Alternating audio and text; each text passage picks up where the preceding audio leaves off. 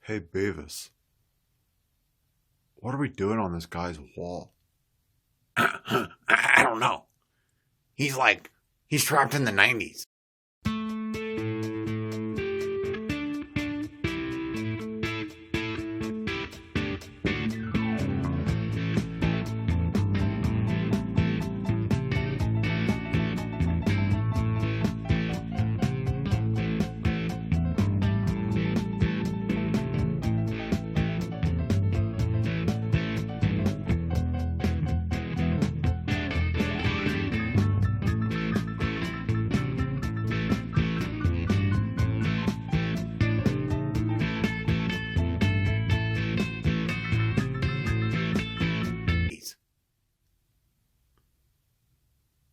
Welcome to the time capsule. This is my collection of ephemera from the 90s, 2000s, and beyond. This sweet little addition here is a tie-dye blanket banner that I got from Spencer's Gifts back in 1993 or 94 when they really started to promote Beavis and Butthead on MTV very heavily. I kind of like this piece here. And as we tour the room, you're going to see a lot of T-shirts from some concerts and some notable sports events. Up here is a shirt I bought at the Matador 10th anniversary show that was held here in 2010. That, of course, is the Stockton, California band Pavement. And some other fun shirts. That's the Tecmo Bow from No Mas, which is a really sweet outfit that did retro-themed sport shirts. This is a Pearl Jam concert shirt from when they toured through Las Vegas in 2006. And a lot of these over here are inspired by some movies. You know, they're bootleg T-shirts. They're not endorsed by the studio or anything, but they tie into some favorite films of mine like Shawshank Redemption. As we scroll down here, you'll see Hill Valley High School, of course, a reference to Hill Valley in Back to the Future. And another pretty nifty concert shirt here is from Tool, the 10,000 Days Tour, which occurred back in 2006. They were here in September.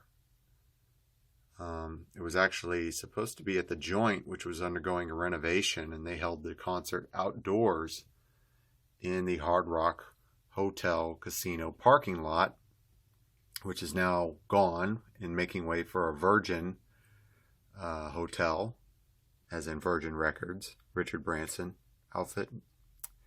And it was very cool because the planes were flying in to McCarran overhead as Tool was rocking out. Some of these shirts tie into the history of Vegas a little bit. This is a lifeguard tank top that was for employees who worked at Wet n Wild, the original 21-acre water park on the Las Vegas Strip, just south of the Sahara Hotel and Casino. I believe I got this at the gift shop, though. I was never a lifeguard. No, I was not in that great of shape as a youngin', but I enjoyed the park for its 20-year history and really wish it was here now. That cap right there is for the Las Vegas Bowl, which was held in December of 1994. The Runnin' Rebels, although this is the football team, won the Big West Conference that year after defeating UNR with Jeff Horton as the coach. And they went on to the Las Vegas Bowl and whooped up on Central Michigan, the Chippewas, 52-24. It's incredible. And they haven't had a whole lot of bowl success, but that was one fine moment for the Rebels. So that was memorable. I was on the sideline with my friend Stacy. My dad knew one of the trainers there. Of equipment managers and got us onto the sidelines. So we got to see it go down at the Silver Bowl over at Sam Boyd Stadium, live and in person. Some more movie-themed paraphernalia. The Ludovico technique obviously is a reference to A Clockwork Orange, the classic Kubrick film. And you're going to see some more shout-outs to some favorite films and television along the wall of shirts here. Camp Crystal Lake, pretty obvious to fans of the Friday the 13th series. And that's a little bit of a deep cut for those out there who loved Nickelodeon growing up. That would be Camp Anawana. We hold you in our hearts, but when we think about you. Well, if you're a fan, you know how that chorus ends. But it's from Salute Your Shorts, which was on the Nickelodeon Kids Network. Retro Duck, an excellent t-shirt outfit. Back in the early 2000s, we're doing a lot of retro-themed shirts. That's an actual deli in Syracuse, New York, where half of my family resides from. Picked that up there. Of course, some more horror theme, as you can see in the distance there. That would be the classic zombie Michael from the Thriller. And this is just some of the Michael Jackson, t-shirts and memorabilia that was pretty prolific after his death in 2009. That shirt there is actually from a taping of The Tonight Show when Jay Leno came over to the MGM Grand, the Hollywood Theater, to tape a show.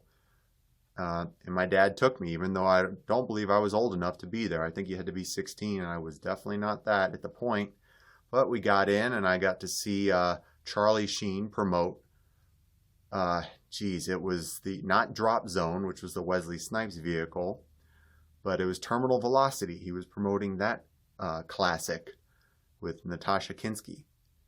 He was there, and the Vegas comedian George, name is escaping me now. He was there too, longtime headliner here. Such a funny man too. My dad loves him. And as I scroll down, here is a couple of Hard Rock shirts. That was from the 25-year anniversary. So 1996, I was in London on a Clash trip and picked up a Hard Rock shirt. And some more concert-related shirts here. Phil Collins had the Both Sides tour back in 1994. That was here in late July of 94, so 26 years ago at the MGM Grand. Pretty awesome show with his greatest hits being performed. I'll scroll down here just to catch this little here. Huge Beavis and Butthead fan, of course, if you were a tween in the 90s. You looked up to these guys.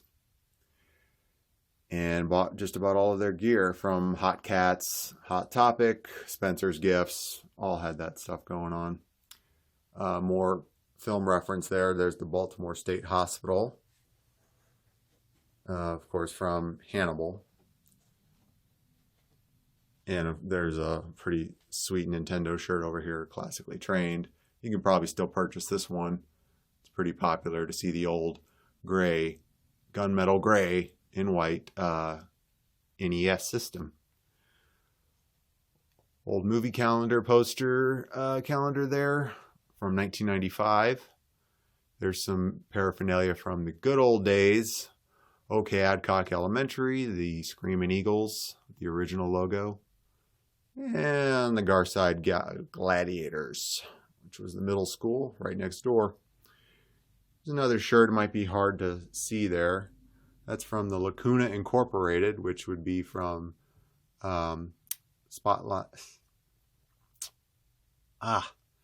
Memoirs of a Spotless Mind. Jim Carrey, 2004. Gosh, Kate Winslet. I don't remember the Sunshine of the Spotless Mind.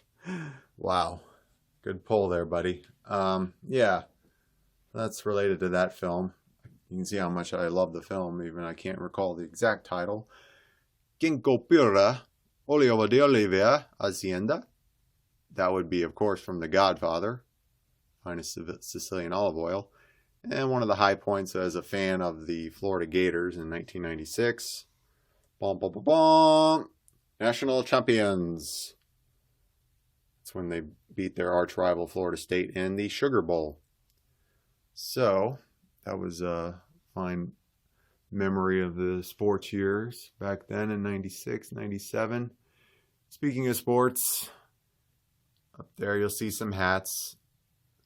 These are from the reign of the Yankees in the late 90s into the early 2000s. A couple of specific hats there. That's from, I believe, the 1998 World Series. They're 1999 World Series champs. And then 2001, that's the World Series cap, of course. They were only the ALCS, American League champs, because they lost in Game 7 to the Arizona Diamondbacks, which was really fun going to school in Tempe, Arizona, and trying to sleep the night before an exam of Game 7 when they, of course, lost on a walk-off blooper over the infield, and the entire town was going bananas. So, but hey, I think the Yankees had a pretty good enough run.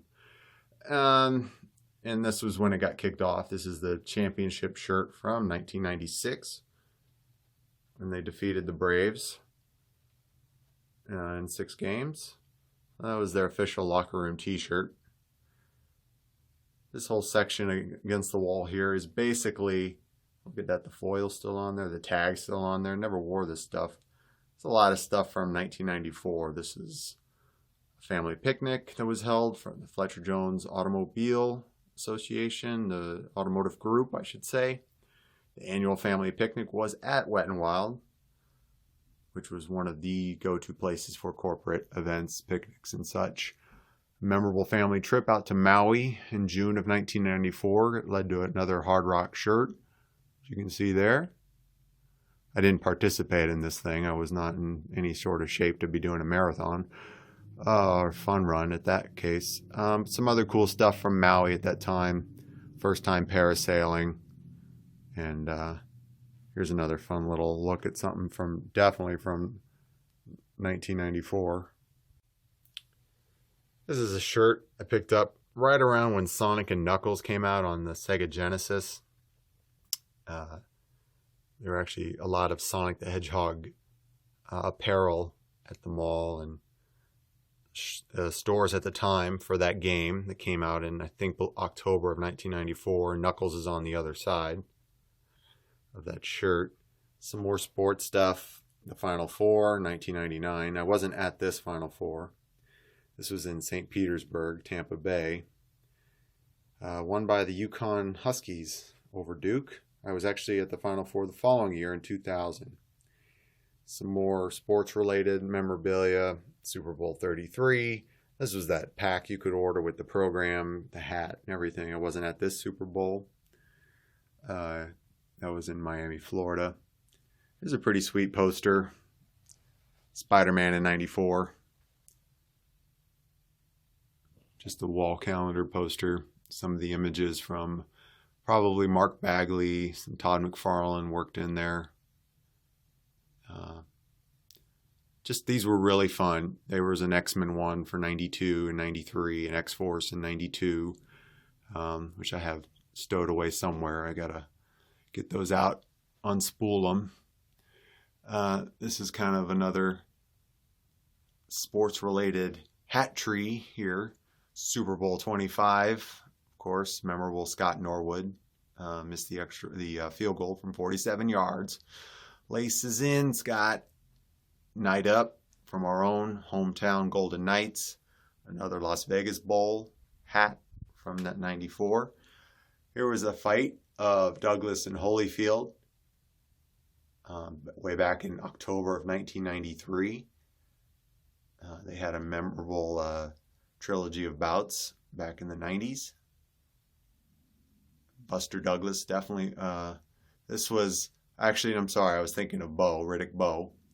That's Buster Douglas, which of course did not have such a memorable trilogy with Holyfield. In fact, this is October 25th, 1990, when Holyfield defeated Buster Douglas just 6 or 7 months after Buster Douglas shocked the world, beating Mike Tyson, of course, in Tokyo.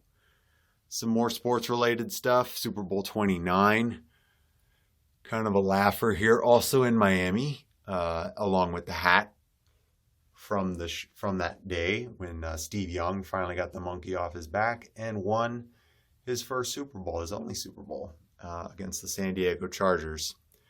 Probably would have been a better game had the Steelers, won the week 2 weeks earlier in their title game. But this was back in the days when Super Bowls were quite much non-competitive in the way of blowouts. The NFC had won 13 straight, and they were never really close. These shirts will be pretty fond to anybody who was around in the 90s. These are the big Johnson Apparel shirts, which would definitely not fly today. Even then, they were banned in middle schools, so wearing this would get you in trouble. You'd have to turn it inside out. This was very much controversial at the time. How simple the times were that this would be the scariest thing you could encounter in a middle school hallway compared to today, obviously. So yeah, these were very ubiquitous. Go to Hot Topic or Hot Cats, Spencer's Gifts. These things were pretty hot. And when you're that age, this stuff, the humor of these was just, as good as it gets. Here's another one. Johnson Spearguns. Here's the punchline.